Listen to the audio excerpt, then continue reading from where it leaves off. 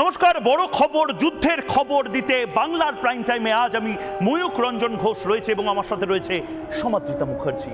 যুদ্ধ, ভয়ঙ্কর যুদ্ধ লেগেছে বা লাগতে চলেছে।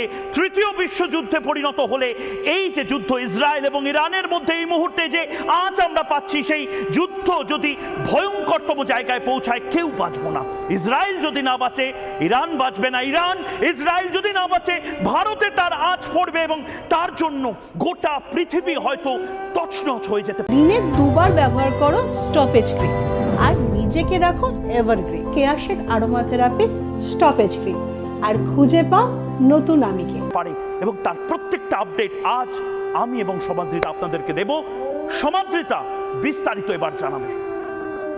ঠিক কিভাবে ময়ূক যেটা বলছে যে কিভাবে তৃতীয় বিশ্বযুদ্ধে পরিণত হতে পারে, কেন গোটা বিশ্ব জড়িয়ে যেতে পারে, সেটাই ধীরে ধীরে বোঝাবো আপনাদের। প্রথমে বলে শুরুটা কোত্থেকে হয়েছিল। এই তো বছরখানেক আগের কথা, সন্ত্রাসের বিরুদ্ধে যুদ্ধ ঘোষণা করেছিল ইসরায়েল। গত বছরের অক্টোবর মাস মনে আছে আপনাদের?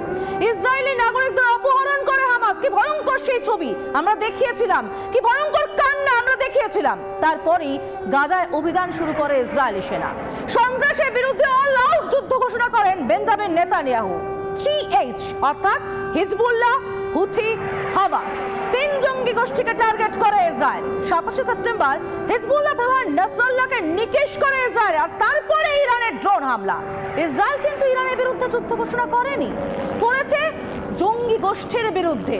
ইসরায়েলের যুদ্ধ সন্ত্রাসের বিরুদ্ধে। তাহলে কি সন্ত্রাসী সরাসরি মদতদাতা ইরান? তাই কি নাসরাল্লাহকে ইসরায়েল যে নিকেশ করে সঙ্গে সঙ্গে ইরানের এত গাত্রদাহ? ইরানের মদতপুষ্ট হিজবুল্লাহ গোষ্ঠী ইসরায়েলে হামলা চালিয়ে কি সেটাই প্রমাণ করছে ইরান। এবং এই জায়গা থেকে